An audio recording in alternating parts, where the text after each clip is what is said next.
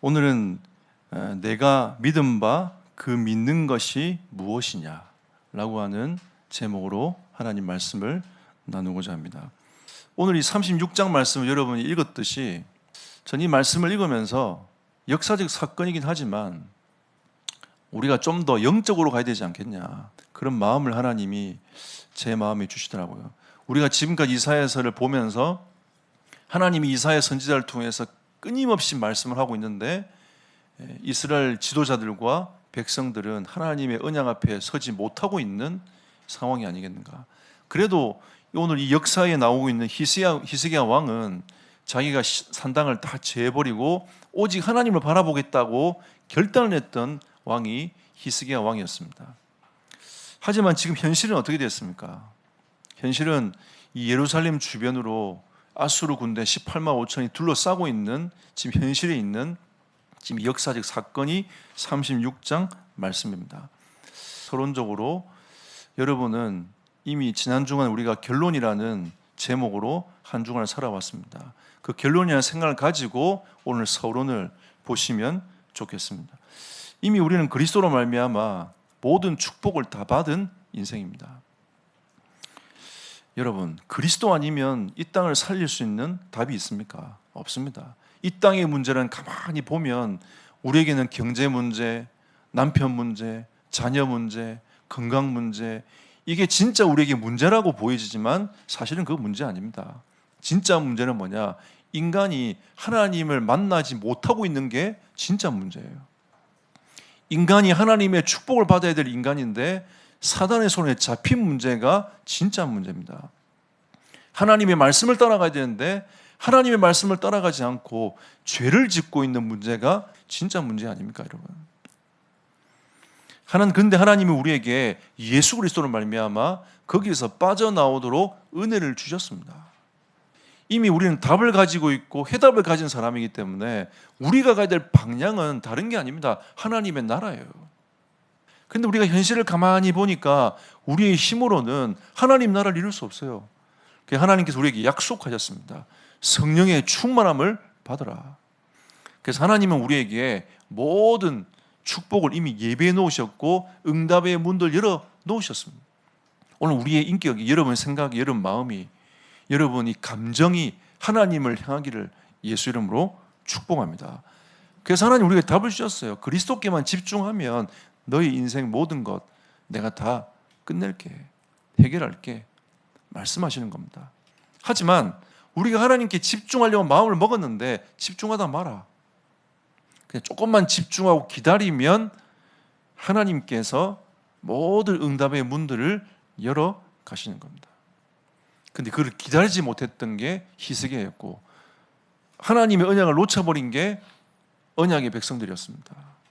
우리는 이사야서를 통해서 우리의 삶을 돌아보고 현실을 돌아보면서 어떻게 우리가 신앙을 점검하고 하나님 앞에 설 것인가를 잘 보고 깨닫는 은혜가 있기를 축복합니다. 그럼 첫 번째로 이 믿음을 놓친 결과가 어떻습니까, 여러분? 우리가 하나님의 축복을 누리면서 현장을 정복하고 다스려야 되는데 정복을 당해버린 거예요. 여러분 4절 보십시오. 이제 히스기야에게 말하라. 대왕 아수르 왕이 이같이 말씀하기를 네가 믿은 바 그 믿는 것이 무엇이냐? 너희가 지금까지 하나님을 믿는다고 했지 않느냐? 지금까지 산당 다 없애고 하나님께 집중한다 안 했느냐? 근데 지금 봐라, 너 꼴이 어떻냐? 비웃는 거죠. 하나님의 언약의 백성을 조롱하고 있는 겁니다. 그게 10절까지 쭉 내려가요. 우리가 하나님의 자녀가 되었는데도 믿음이 없다 보니까 때로는 이 조롱거리 당할 수밖에 없는 현실로 가버리는 겁니다. 13절 보십시오. 랍사기가 뭐하냐? 일어나가 유다 방언으로 크게 외치는 겁니다. 그러니까 요동하기를 원하는 거죠. 들으라는 겁니다. 그러면서 뭐하냐? 크게 외쳐 이르되 너희는 대왕 아수르 왕의 말씀을 들으라. 하나님 말씀 듣지 말고 히스기야 왕의 얘기를 듣지 말고 대왕 아수르 왕의 말을 들으라. 조롱하면서 굴복을 강요하는 겁니다. 14, 15절 보십시오.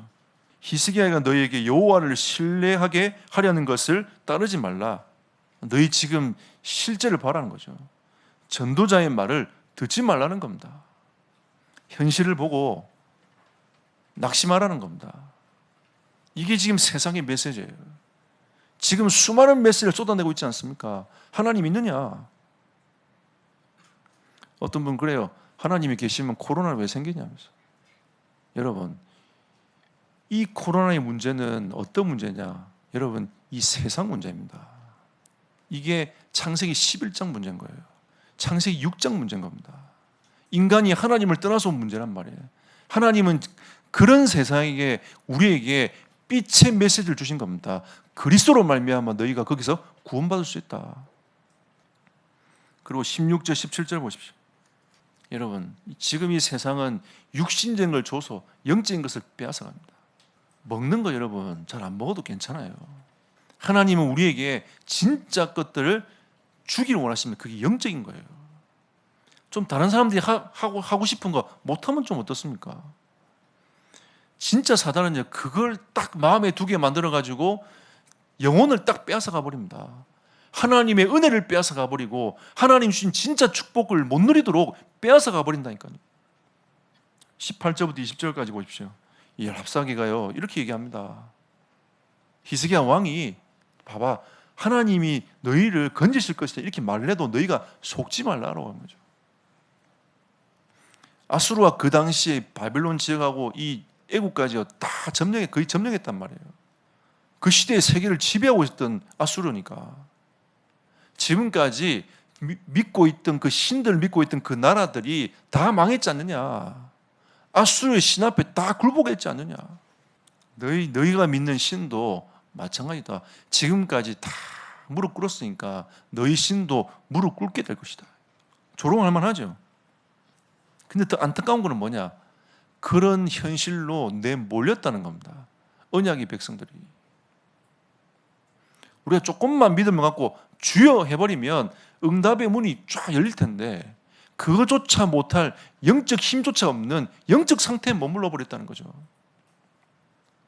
그래서 하나님은 오늘 이 말씀을 통해서 믿음을 회복하라 우리에게 말씀하십니다.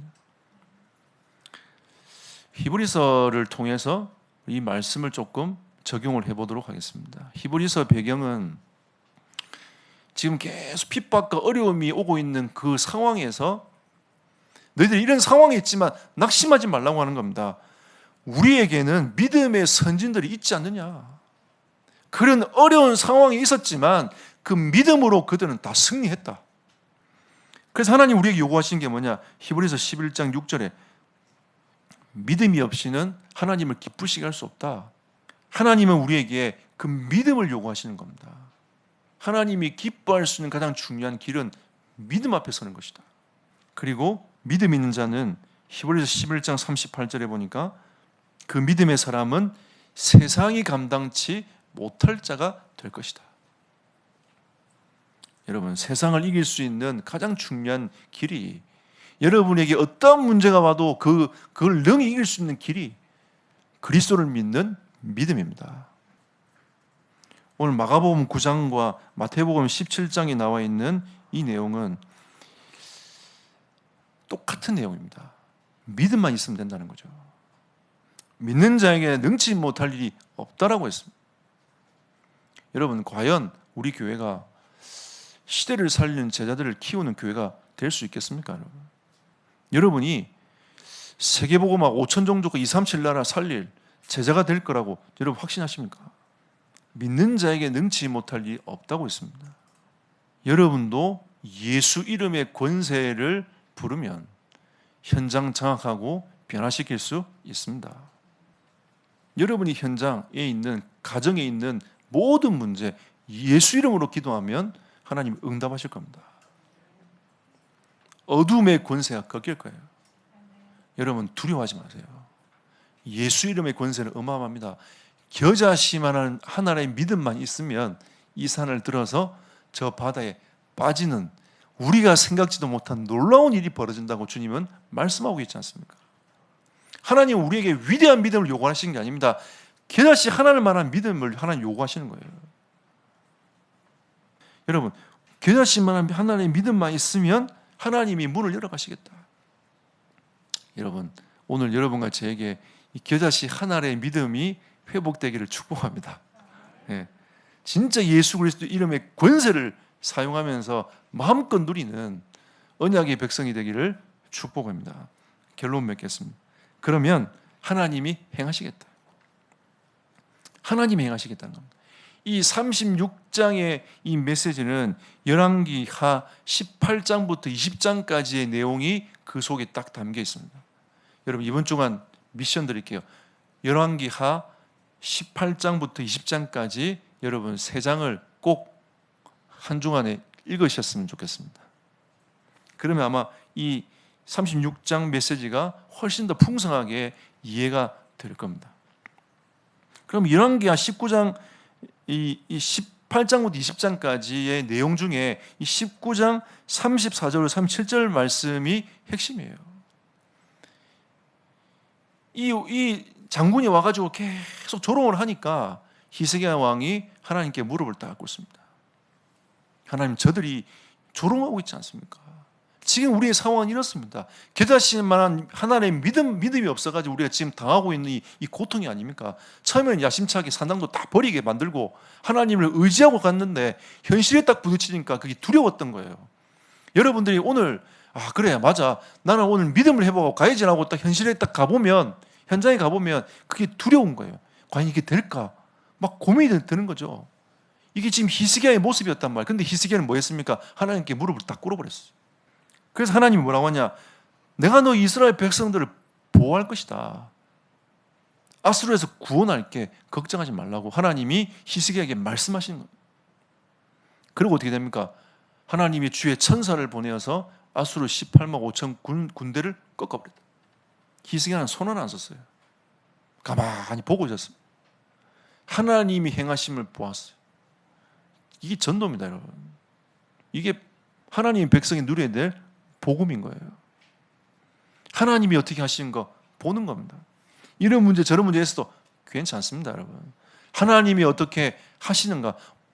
그래서 출애굽기 14장 13절도 마찬가지입니다. 홍해 앞에 딱 서 있는 이스라엘 백성들 앞에 모세가 고백하지 않습니까? 뭐라고 하죠? 두려워하지 말라. 여호와께서 행하시는 구원을 보라고. 하나님이 모세를 통해서 이스라엘 백성들에게 선포하게 하신 겁니다. 오늘 마지막으로 36장 21절을 보십시오. 그들이 잠잠하여 한 말도 대답하지 아니하였으니 이는 왕이 그들에게 명령하여 대답하지 말라 하였음이더라. 여러분, 왜 말하지 말라고 했을까요? 그냥 자꾸 자기 생각을 얘기하고 자기 환경을 얘기하고 자기 인격을 얘기하다 보니까 하나님의 말씀보다는 이게 더 앞서는 건 경험치가 더 앞서가는 거죠. 그게 좋은 것처럼 보이지만 하나님 편에서 볼 때는 좋지 않습니다. 여러분, 때로는 우리가 잠잠할 필요도 있습니다. 하나님의 시간표 어떤지 모르잖아요.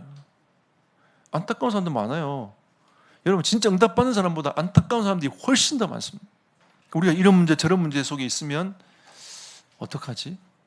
이런 여러 가지 생각들이 많이 든단 말이죠. 그냥 내 생각이 나오고 내 주장이 나올까 봐 하나님이 오늘 잠잠하라. 조금만 기다려서 한번 하나님의 계획을 쳐다볼 수 있는 여유를 가져봐라. 그 말입니다. 저는 이 랍사기가 얘기했던 네가 믿는 바 그 믿는 것이 무엇이냐, 조롱하듯이 말했던 이 메시지, 그 내용을 제목으로 잡았습니다. 우리가 이거를 하나님의 음성으로 들어야 될 것입니다. 우리는 하나님의 자녀로서 세상을 정복하고 다스릴 수 있는 이미 은혜를 받았습니다. 여러분, 세상에 눈에 보이는 것에 굴하지 말고 하나님 언약을 굳게 붙잡고 하나님의 자녀로서의 응답 누리는 한 주간이 되시기를 예수 이름으로 축복합니다.